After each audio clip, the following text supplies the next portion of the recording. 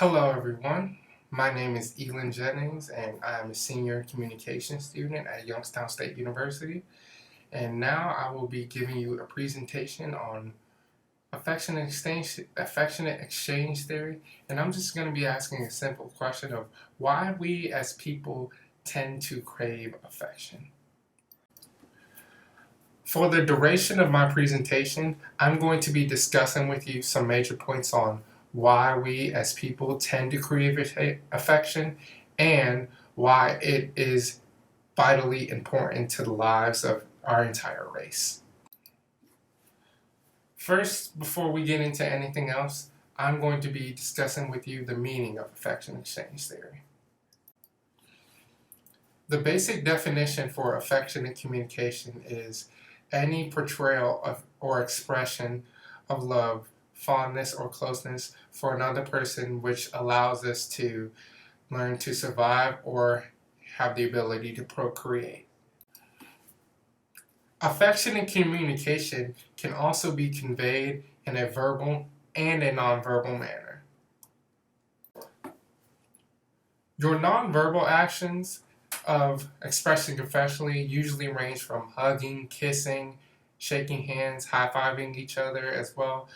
And those are the expressions that in the United States we do as a culture, but they obviously change variation from cultures and whatnot as well. On the other hand, your verbal ways of expressing affection usually are just stating the emotion you feel at that moment. It could be saying I love you, it could be saying I hate you. And that's the other tricky thing about affection and communication. It does not always have to be a positive emotion. It can also be negative as well. Affectionate exchange theory was first introduced in 2001 by Dr. Corey Floyd, who is a professor at Arizona State University. Dr. Floyd has written a number of different essays on his explorations and studies into the theory, and also mentions many number of times how affectionate exchange theory is evolutionary, and which leads him to link his theory to Charles Darwin's theory of human evolution. Now I'm going to be getting into the main points behind affectionate exchange theory. My first is the learning and the health aspect of the theory. We all have to learn about affectionate communication no matter what kind of culture, what kind of religious background, what kind of socioeconomic status, and what country we live in. Everyone has to learn and has to exhibit some form of expressing affection in order to function as an adult in their society. Affectionate exchange is such an evolutionary theory because we as people learn the theory from our own experience and because it begins from the very beginning of our own existence. From the birth of a child, naturally we form attachments to the people around us. Most of the time it's to our primary caregivers, which usually are our parents, mostly the mother in that situation. But however, this is how we begin to learn our survival techniques and such, and learn how to express our emotions.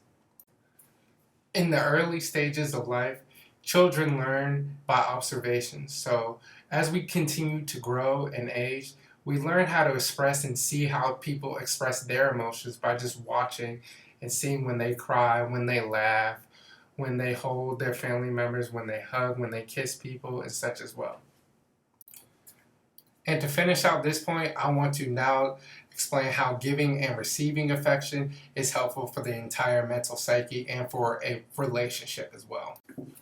Studies show that the acts of giving and receiving affection not only are healthy for the mental mindset of a person, but are also healthy for any relationship a person is in. While conducting my research, I actually came across a study where the researchers surveyed 35 heterosexual couples and they asked them about how the levels of affection are giving and receiving are helpful in the management and the satisfaction of their marriages. The levels definitely vary between each couples. However, it didn't change the mindset or the answer to the hypothesis of if it was beneficial, because all of the couples came out and agreed that expressing affection and receiving affection was highly beneficial to their relationships. So now that we've covered the learning and health aspect, now we're going to begin to discuss how there is an unconscious link between stress and affection. Stress and affection are two almost completely opposite concepts. However, they have an unconscious link because they tend to balance each other out. Whenever a person is stressed in a moment of time, in order for them to decompress and to relieve themselves of the certain events taking place in that time, there's a hormone called cortisol that is released into the body that allows the mind in order to relax and to calm itself down. The hormone I was just referring to is normally activated by a display of affection from another person that we interact with on a daily basis. Affectionate communication not only allows us to relieve stress, also it allows us to maintain and manage the behaviors between our platonic and our romantic relationships.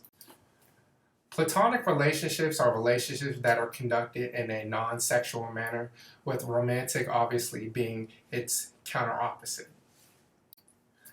Although these types of relationships are completely different from one another, affectionate communication is not only welcome, but it's also encouraged in these kind of relationships, whether they're business related, whether they're romantic, or whether they're just straight up platonic friendships.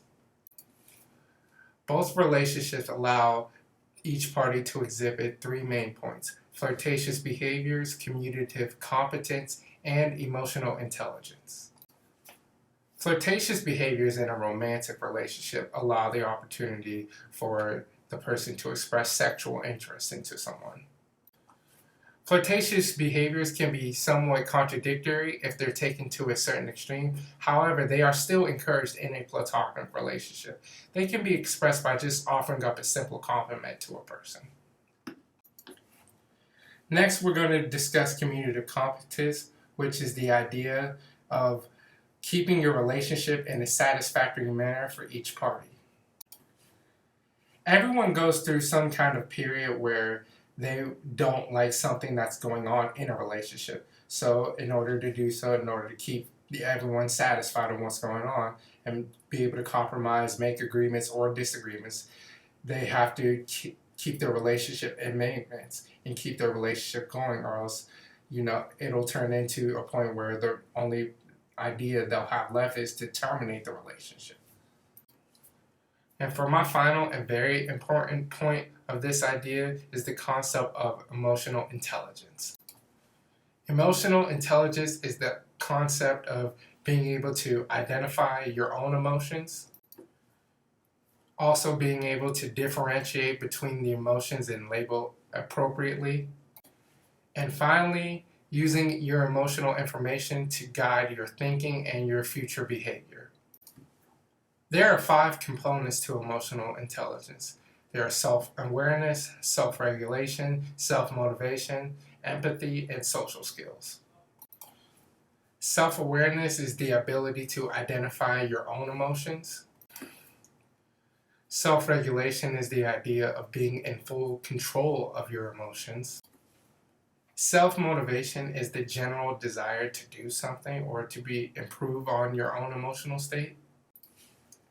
Empathy is the ability to understand the emotional response of another person. And social skills are the ability to be proficient in management communications and to grow your own network and continue to make more and more relationships. Now that we've explained why many of these things exist and are important to our lives, we're going to observe a couple who exhibits these concepts, ideas we just previously discussed. There has been one particular couple that has been in the news and on social media and other platforms very much in the recent months: Russell Wilson and Ciara. Ciara is a multi-platinum recording R&B artist who has been in the limelight for almost over a decade now, and Russell Wilson is a professional football player for the Seattle Seahawks and a former Super Bowl champion. The couple have had an ongoing relationship for almost 2 years now and have exhibited many of the concepts, ideas I'm going to show you now, and examples. The couple have exemplified the ideas of commitment, being romantic, and communicative competence between their parties. In the US, our culture deems marriage as the pinnacle goal for any romantic relationship to get to. The couple, Russell Wilson and Ciara, have been dating for a number of months and now they've progressed their point to where they decided to get married and were recently married in July of 2016. The couple also exhibited an idea of being romantic towards one another by dressing up in matching costumes. The idea of the couple dressing alike for a party came when Ciara was given a surprise birthday party in October 2015, where the couple decided to go together and to dress like two iconic comic book characters from the DC universe, Batman and Catwoman. Now, Batman and Catwoman are characters known to come from completely different backgrounds, just like the couples, so they thought of it as a great idea for them to go to the party dressed as one another. People will recognize them together and recognize, oh, that's such a sweet idea for them to come as a couple and to come dressed as two people who are knowingly a couple in their comic book reference. And the final idea that the couple exhibits is communicative competence. Now, little does anyone know, Ciara actually has a child from a previous relationship. Now, this relationship just concluded prior to her beginning to date Russell Wilson. In the United States, a child necessarily being raised by one of its biological parents and a step-parent is more accepted in this day and age, which allows, even though it raised some eyebrows to people, it takes a lot of community competence between the child's biological parents and their other parties involved in order to make sure and ensure that the child is being cared for perfectly enough and to be raised, because this kind of idea allows for there to be some kind of animosity on occasions between people, but it takes a large amount of respect and confidence between each party in order to maintain the stable relationship for the benefit of the child. In conclusion, I've began discussing you the importance of affection and exchange theory. I've hit on the main points of how we learn and how it's healthy for us. I've learned how there's an unconscious link between stress and affection, plus how it is beneficial in a platonic and a romantic relationship.